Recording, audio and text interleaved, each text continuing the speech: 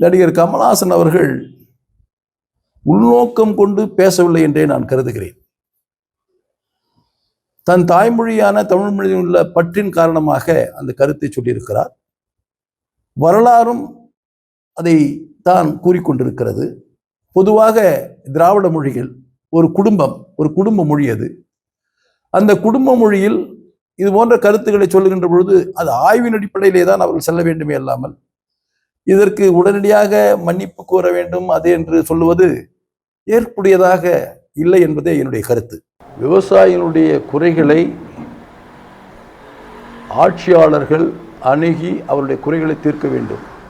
ஆனால் இந்த அரசு எல்லா வகையிலேயும் விவசாயிகளை புறந்தள்ளி கொண்டிருக்கிறது. அவர்கள் தேர்தல் அறிக்கையில் கூட விவசாயத்திற்காக கிட்டத்தட்ட 83 வாக்குறுதிகளை கொடுத்திருக்கிறார்கள்.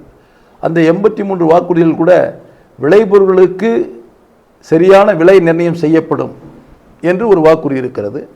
அப்படி நிர்ணயம் செய்வதோடு மதிப்பு கூட்டப்பட்ட பொருள்கள் உருவாக்குவதற்கு இந்த அரசு நடவடிக்கை எடுக்கும் என்று சொல்லியிருக்கிறார்கள். இப்படி பல்வேறு வாக்குறுதிகளை கொடுத்திருக்கிறார்கள் இல்லாமல் இதுவரையில் இந்த 4 ஆண்டு கால ஆட்சியில் விவசாயி பாதிக்கப்படுகின்ற பொழுது அந்த பாதிக்கப்படுகின்ற விவசாயினுடைய தேவைகளை அறிந்து உடனடியான நடவடிக்கை எடுக்காத ஆட்சியாக இந்த ஆட்சி இருக்கிறது.